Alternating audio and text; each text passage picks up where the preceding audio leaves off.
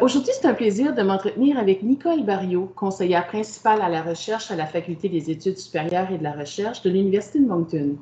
Elle œuvre depuis plusieurs années à la FESR afin de conseiller, guider et faciliter l'échange entre les nombreuses possibilités de financement par les organismes provinciaux, nationaux et parfois même internationaux pour nos chercheuses et chercheurs.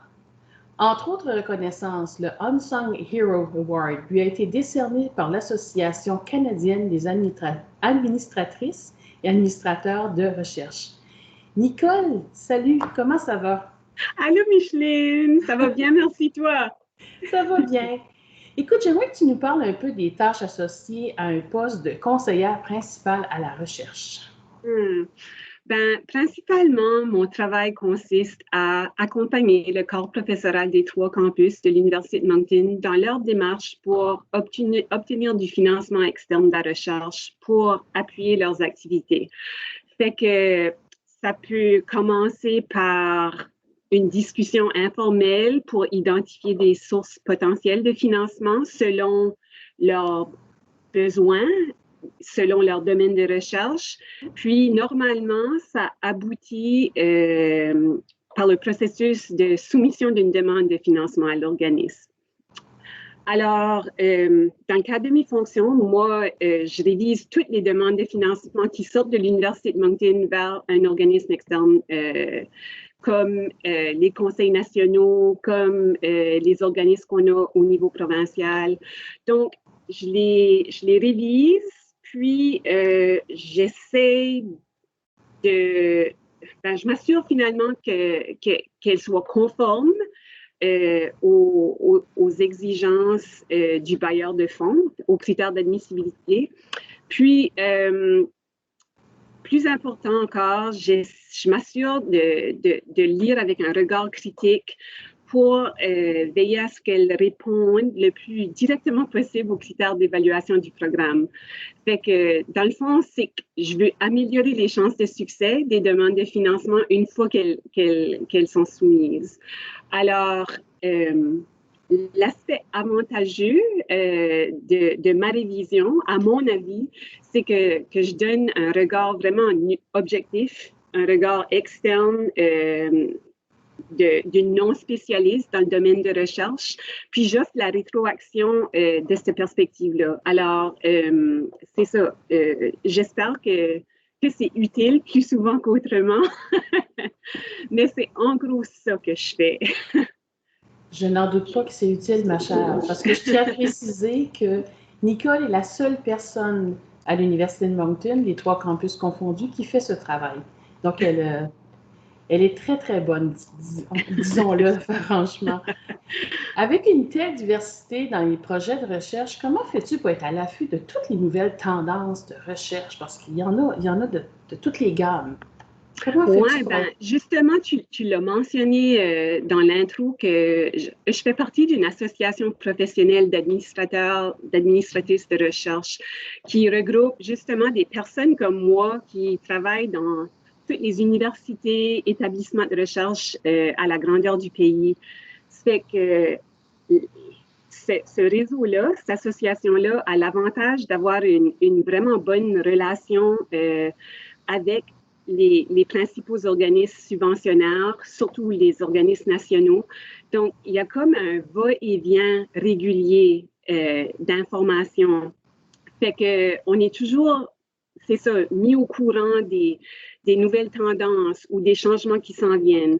Alors, ça, c'est vraiment super à ce niveau-là.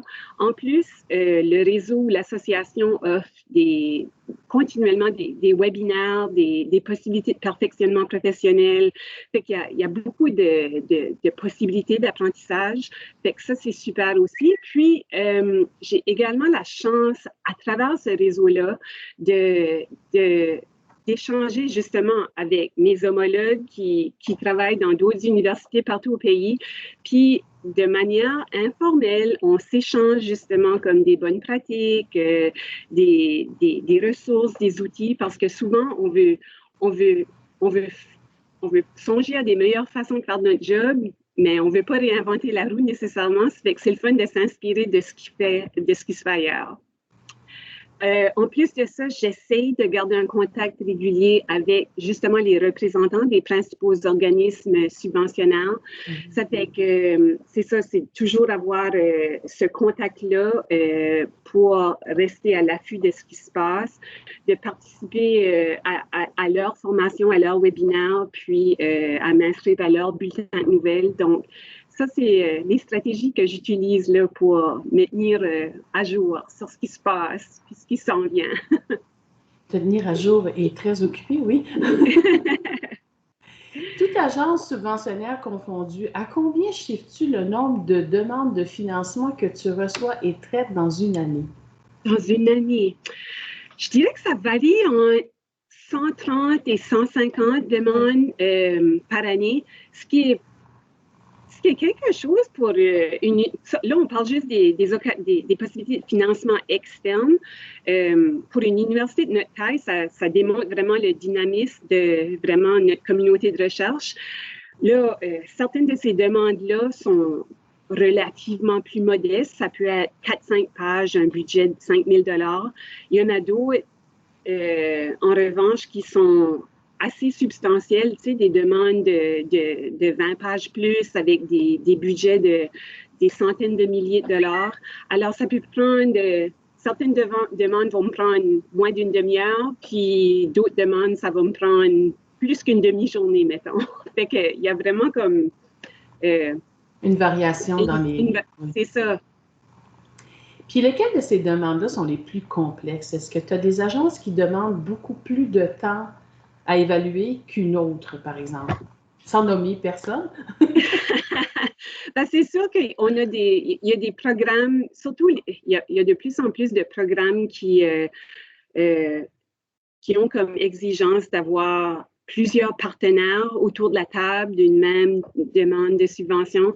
Alors, c'est ça, lorsqu'on multiplie le nombre d'acteurs qui ont les mains dans la recherche, c'est sûr que ça complexifie au point de vue administratif, mais aussi juste toute la logistique qui entoure la soumission d'une demande lorsqu'on a à gérer toutes ces relations-là là, avec les partenaires de recherche. Ils ont tous, j'imagine, des complexités par rapport à leurs demandes, puis des exigences aussi par rapport à leurs demandes. Ouais. C'est ça, exactement. Puis, tu sais, de plus en plus, on voit des initiatives où est-ce qu'on demande d'avoir des collègues ou des collaborateurs à l'international ou du secteur communautaire. Donc, ça ajoute toute une autre dimension à la recherche. En étroite collaboration avec le vice-recteur adjoint à la recherche, ton travail consiste aussi à satisfaire les exigences administratives des organismes subventionnaires. On en parlait un peu tout à l'heure. Puis surtout à défendre les intérêts de la communauté de recherche de l'Université de Moncton. Peux-tu nous donner des exemples? Pour que l'Université de Moncton demeure admissible à gérer des fonds d'organismes subventionnaires, on a à respecter un certain nombre d'exigences pour s'assurer justement qu'il y ait comme une saine gestion des fonds, que ça soit transparent. Donc, avec Francis, le vice-recteur adjoint à la recherche, on est souvent appelé justement à collaborer ensemble pour justement satisfaire à toutes ces exigences-là. Donc, ça peut vouloir dire de développer des nouvelles lignes directrices qu'on n'avait pas auparavant. Ça peut vouloir dire de mettre à jour nos politiques institutionnelles parce qu'elles répondent plus aux exigences des bailleurs de fonds. Ça peut vouloir dire développer un nouveau plan d'action pour justement répondre à une demande du bailleur de fonds ou une question de tout simplement produire des rapports, assurer des suivis continuels. Donc, c'est toujours, c'est ça, dans l'esprit de demeurer conforme aux exigences des organismes subventionnaires puis de suivre les règles du jeu finalement. Par rapport à défendre les intérêts de nos chercheurs, c'est sûr que ça, c'est comme un rôle qu'on prend vraiment au sérieux. Lorsqu'il y a des consultations, c'est clair que Francis, le vice-recteur adjoint et moi, on on est toujours là pour exprimer, partager la perspective de nos chercheurs. Par exemple, lorsqu'il y a des programmes qui, selon nous, défavorisent ou désavantagent des chercheurs d'une université de taille relativement petite comme la nôtre ou des universités de langue française, par exemple, ben, c'est sûr que nous autres, on exprime ces points de vue-là puis on les partage. C'est clair que nos suggestions ne mènent pas toujours à des changements concrets, mais l'idée, c'est qu'on veut toujours conscientiser les décideurs, les instances des réalités particulières que vivent nos chercheurs. Surtout d'une université de petite taille comme la nôtre. Ouais, c'est ça, puis une université francophone. Francophone en milieu minoritaire? En milieu minoritaire, en dehors des régions... Et on en région périphérique, c'est oui. ça. Quels sont les aspects de ton travail que tu apprécies le plus? Puis dis-moi pourquoi. Je sais que c'est probablement à moi, mais c'est pas grave, on va passer à autre chose. D'abord et avant tout, je pense que j'adore que c'est pas routinier, c'est jamais monotone. C'est-à-dire que chaque jour amène du nouveau. Je veux dire, chaque projet est différent, chaque programme de financement est différent. Donc, en faisant mon travail, c'est sûr que ça nourrit vraiment ma curiosité, ça éveille vraiment mon sens critique, ça m'oblige à utiliser mon sens critique, c'est-à-dire, mais vraiment, j'adore que ça me met dans une place, ça me donne un rôle privilégié de vraiment prendre connaissance de tout ce qui se fait en matière de recherche dans nos différents départements, écoles, secteurs. Il y a vraiment de la recherche novatrice qui se fait partout, dans toutes les disciplines. Puis moi, en relisant les demandes de subventions, je suis comme, wow, je prends connaissance des découvertes qui se font ici, vraiment des progrès incroyables.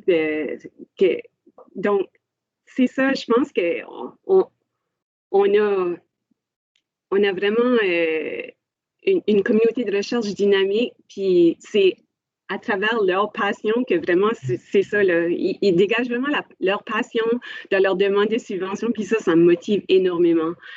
C'est clair qu'annoncer des bonnes nouvelles à un chercheur lorsque sa subvention a été accordée, ça, c'est vraiment un moment fort. Puis en revanche, lorsque la nouvelle n'est pas positive, c'est vraiment la partie la plus déchirante de mon travail parce que je reconnais qu'il y a des mois et des mois de travail derrière chaque demande de subvention, mais je tiens vraiment le succès de nos chercheurs à cœur. Donc, c'est vraiment un moment fort pour moi lorsque je peux annoncer une bonne nouvelle.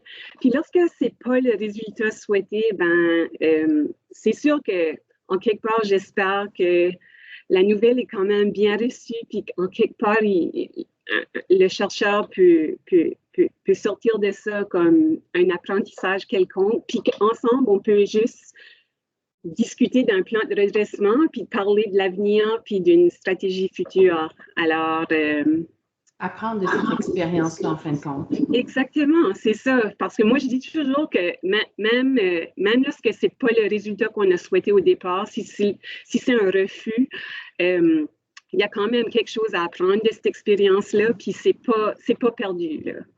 C'est un investissement dans son avenir, dans le fond. Et voilà. Ouais. Moi, je dois ajouter peut-être, Nicole, que tu m'épates beaucoup parce que tu fais beaucoup, beaucoup, beaucoup de choses et on travaille souvent dans l'ombre de chercheurs, mais tu es un soutien vraiment indispensable. Et je dois dire aux gens que c'est une personne dévouée, qui est disponible, qui est tellement appréciée de ses collègues de travail. Puis je suis sûre aussi du corps professoral de l'Université de Moncton. J'en doute pas du tout. Je tiens à préciser encore une fois qu'elle est la seule personne à l'Université de Moncton qui fait ce travail-là pour, on parle d'environ peut-être des centaines de chercheurs de toutes sortes de recherches, comme elle a dit, c'est très, très diversifié. Nicole Barriot, conseillère principale à la recherche à la Faculté des études supérieures et de la recherche, merci beaucoup d'avoir pris le temps de nous parler. Puis j'espère que les nouveaux chercheurs vont aller cogner à sa porte parce qu'elle est disponible aussi pour vous. Merci encore, Nicole. Merci, Micheline, c'est un plaisir.